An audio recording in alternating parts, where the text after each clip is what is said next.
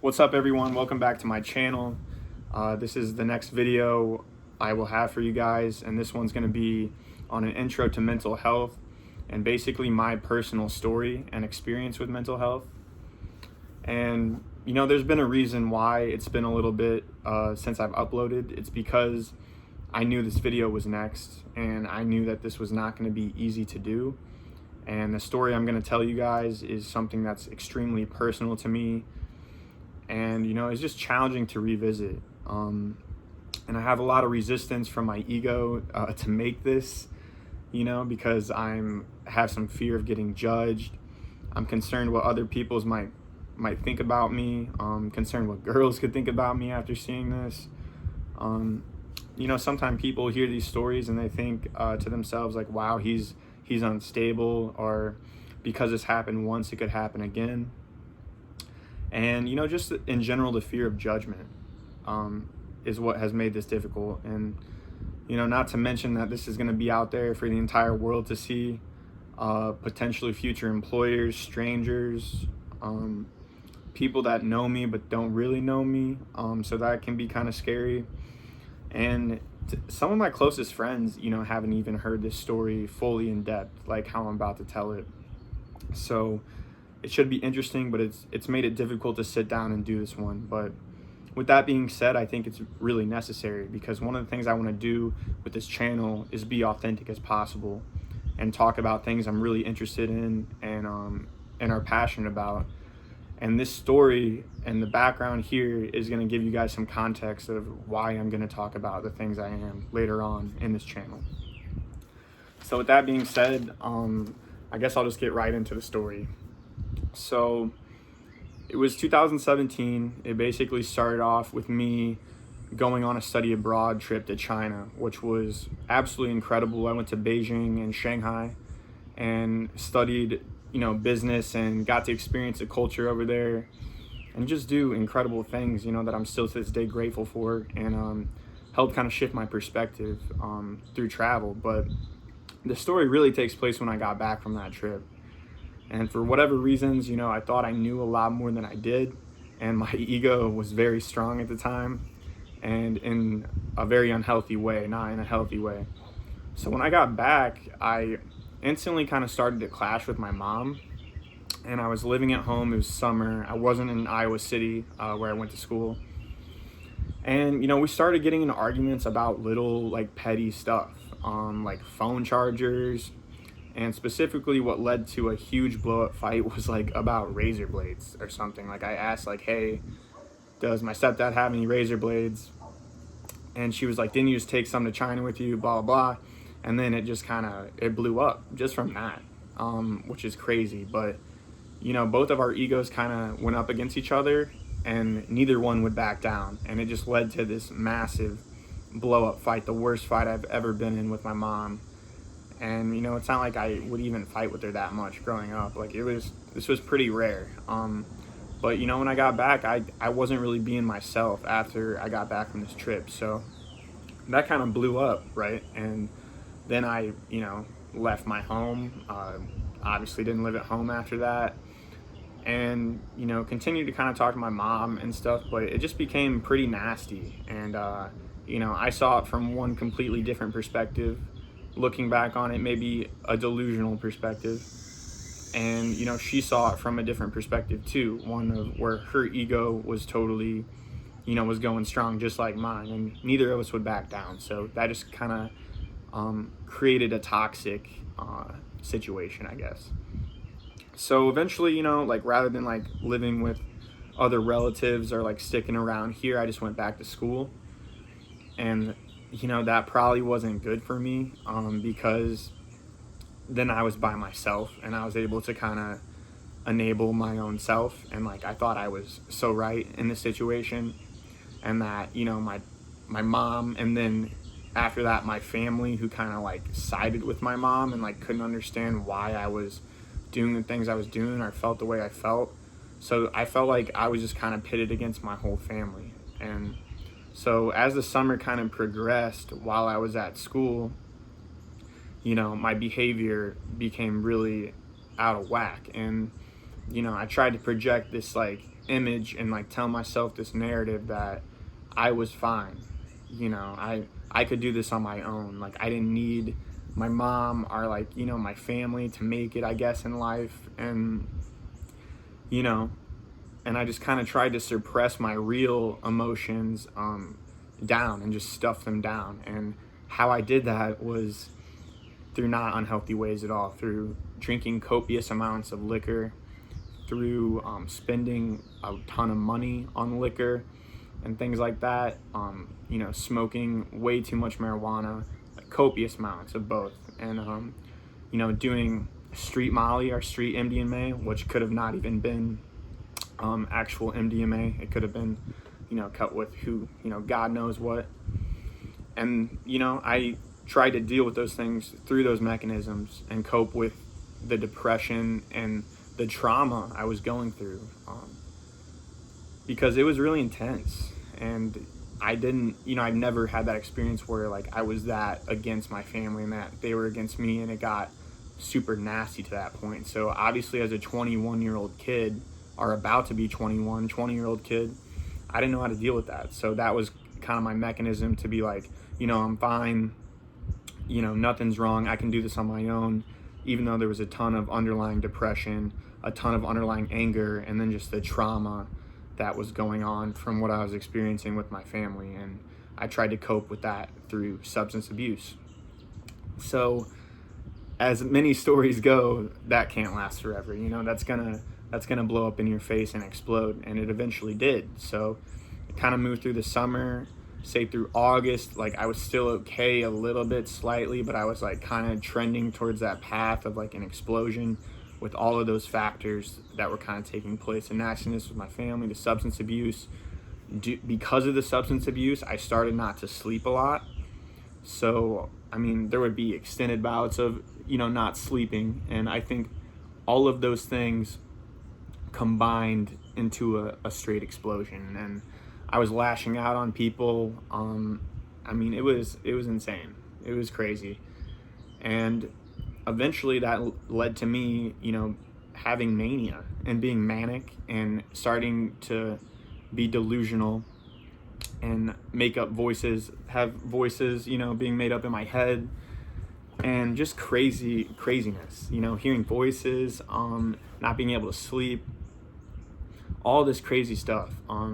So thankfully, because of my insane behavior, I had some real friends, you know, at school, and they noticed this, and they knew I was not myself, and that, you know, this kind of craziness was going on. So they got a hold of my family, and I remember one day they finally showed up, and it was in September, I think.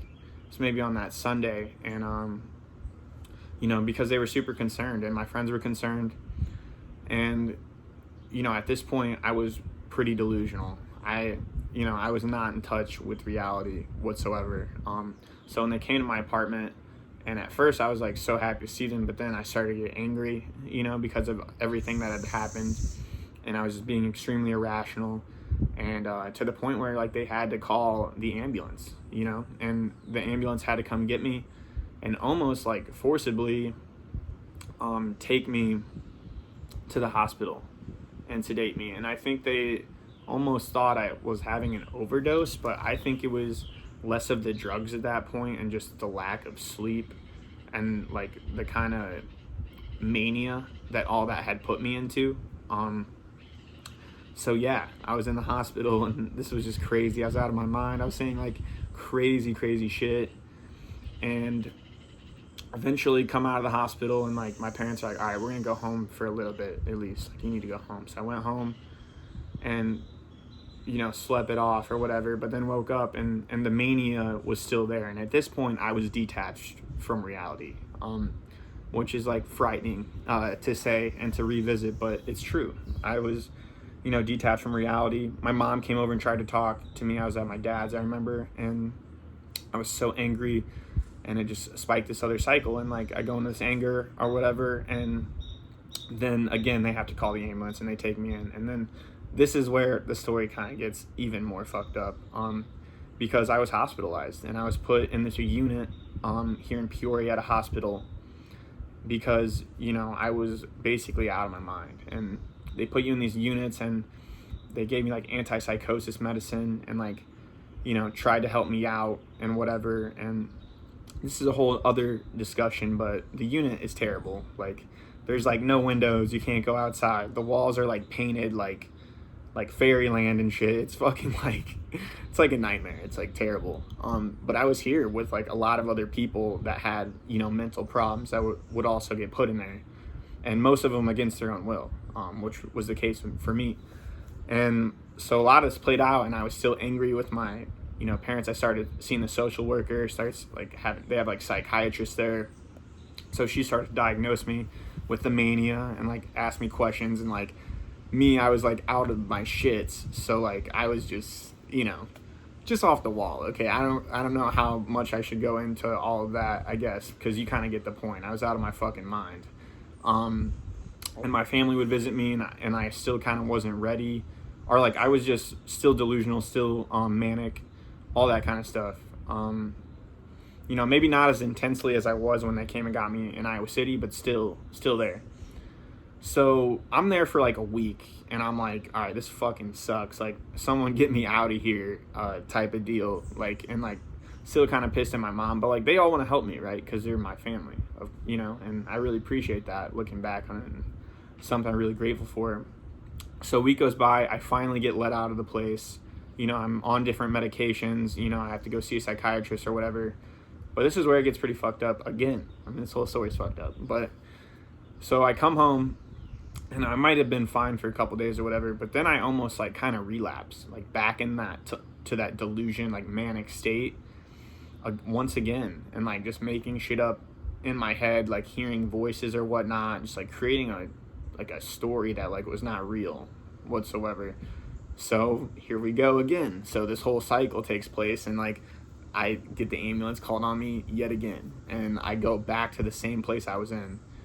And this time, like, you know, they really were like, all right, you know, this kid's fucked up. Like, he's off his shit. And, you know, I was still angry, I guess, at first. But then eventually, like, they just gave me so many fucking, like, shitty drugs that, like, it totally knocked me out of it. But when I came out of it finally and realized not what I had done only the first time, but the second time, I mean, that's devastating. Excuse me.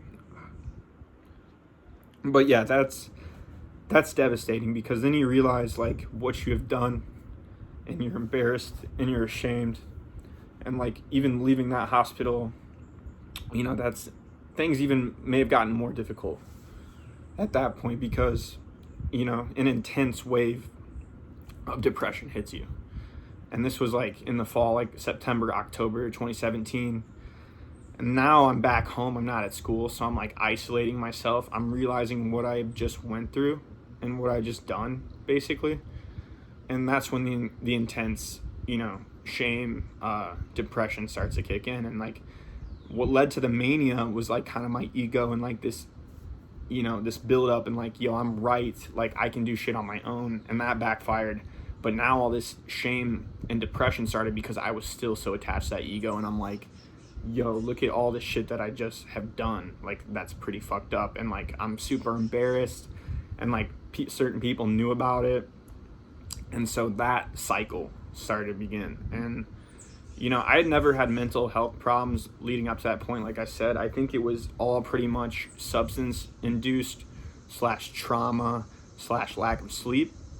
But now began this cycle of like me going to the psychiatrist, and then them like constantly trying to put me on different drugs. None of them seemed to work, you know, because I didn't really need them to begin with before I went all that. You know, like you could say I needed drugs to get out of the state I was in. I agree with that. But like then to like continue to go to that psychiatrist, and they're like trying to figure out what was wrong with you, and then prescribe you like with bipolar medication, which I've never been bipolar in my life, or like, you know, anti-anxiety, you know, depressants, all that kind of stuff.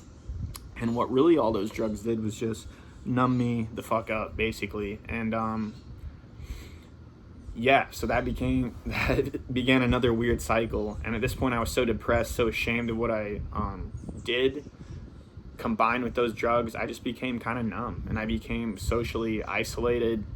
And it was hard to talk to anyone, and like I was super shut off. Like I remember going to the psychiatrist or whatever, and like I'd be super hesitant to talk or just be like, "Yep, I'm fine. Like I'm doing better," even though I wasn't, just to like get the meeting over with, basically. So yeah, flash forward now to January, and all that crazy stuff had happened, and now I'm in this cycle of like depression. But it's like, what are we gonna do? Are we gonna go back to school? Are we just gonna stay here and like, continue this cycle of depression and isolation? And like, I didn't know at the time, but I tried to go back to school, and it turned out that was not a good decision either, because I was still in the state I was in. But it was hard to know at that point because I'd never gone through something like that, and maybe, isolation obviously wasn't like the best thing either. So go back to school. It's the spring, starting the spring semester. It's like super dark. It's winter out again. So I try to go back to school, but like it just didn't work because I was still in that state of depression and like that embarrassment from everything that happened. I was like afraid to show my face to like people almost. And I feel so bad for my roommates and like what I put them through when I went back, because like I was just so depressed. It was like almost like I was sucking energy like out of our apartment because I was so depressed. Like I wouldn't, and I was on antidepressants, ironically, which just like numbed me up and made the situation almost worse. And I get that's not the case for everyone, but for my personal story, that was the case. And so of course I'm not going to class and all of that shit. And like I'm just staying in my room, eating like shit. At this point I'm putting on a lot of weight, which I've never like had that happen in my life. Like I've always been in like good shape, always exercise. I had no motivation to do anything. I was just dead. And at this point, once again, the story becomes more fucked up, and I start to become suicidal, legitimately suicidal. And I would Google ways like how to kill myself. I have one specific memory that I think will stick with me forever, and that was going to the same night class I was in, and like say the teacher would like crack a joke, and like the whole class would laugh, and I would just look around and like I would be completely numb. Like I would feel nothing. And then I would get out of that class and it'd be dark and cold, and I would walk all the way to my apartment numb and like think to myself, do I have the courage to jump off my 5th floor balcony tonight? And yeah, obviously that's not courage. That doesn't take courage. It takes someone that's extremely depressed and numb and out of their mind, and not necessarily out of their mind, but like telling themselves that narrative, which gets them in those patterns of thinking to where they're depressed to the point where then they are suicidal. And that's what I was. And thankfully I made it through that somehow. I mean, that darkness, that extreme darkness, not just the depression but the suicidal thoughts, didn't last too long, but they were definitely there. But thankfully I got out of that and made it through somehow. But I was still stuck in that depression, and slowly over time, I started to get out of that. And eventually I stopped taking the drugs I was on because they just made me numb. And like I think that's what really made me suicidal, was like kind of those feelings I was getting from them, coupled with the depression I had. So yeah, so now we're going into spring. I basically got nothing out of that semester. Had to retroactive withdraw from that semester again, which means they just wipe your slate clean. No failed classes, but you don't get no credits either. So going into that summer, like I was still pretty depressed, and but like thankfully this summer, like just the warm weather and like me getting kind of off those drugs, like that kind of helped me get back to normal. And in the fall I went back to school, and I was more ready than I had been up to that point. So I go back to school, and at this point I have a lot of anxiety because of everything I just told you and depression. But started meditating actually, and like that was a way, not every day, not as like consistently as I do now, but that was a way for me to couple with some of that anxiety and like be able to like go hang out with my friends again.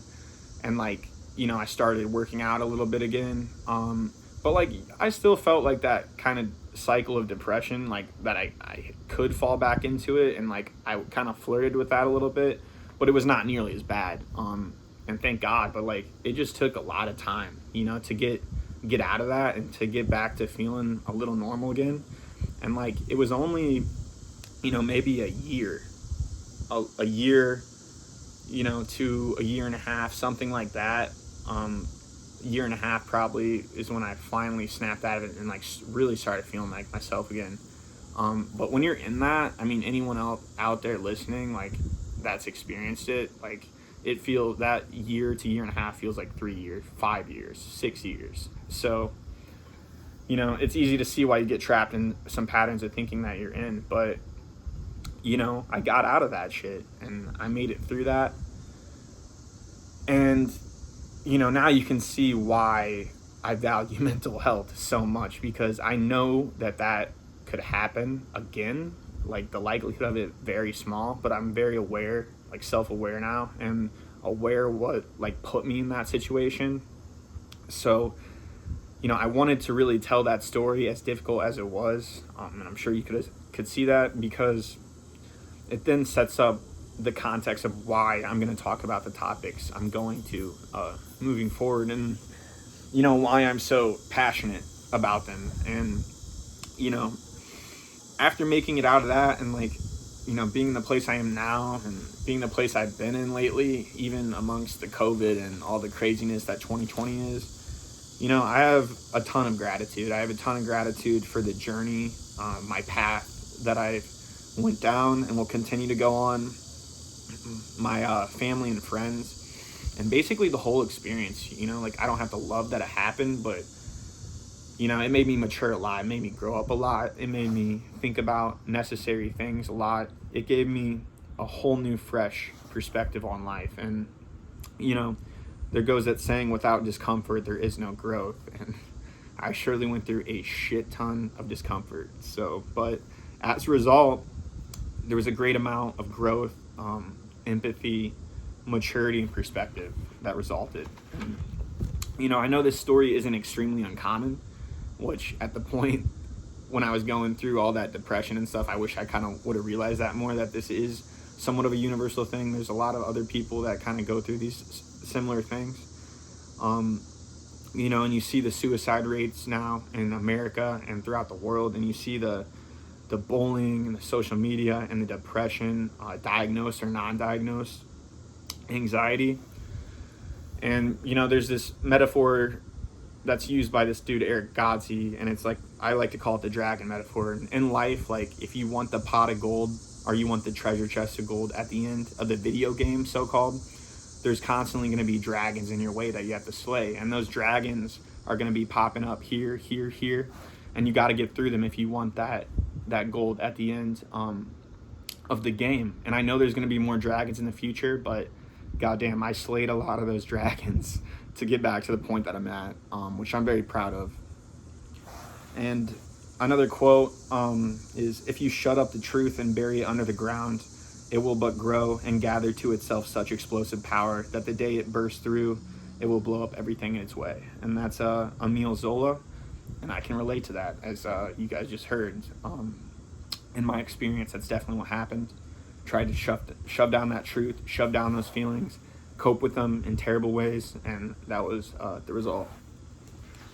And one quote from Ryan Holiday's Ego's the Enemy is, in the end, the only way you can appreciate your progress is to stand on the edge of the hole you dug for yourself, look down inside it, and smile fondly on the bloody claw prints that marked your journey up the walls. And there was a lot of bloody claw prints up the walls of that hole that I was in. And at points, why I was suicidal, because at points I didn't think I could ever get out of that hole, but I did. So that quote really resonates me. And today I'm on the edge of that, looking back down into that, appreciative, grateful for it all, and just proud of myself. But not without the realization that another hole could appear, and other dragons are going to pop up. And, that's why I'm going to talk about what I'm going to talk about moving forward in this channel. And that'll be starting with my next video. That won't be nearly as hard as this one was for me.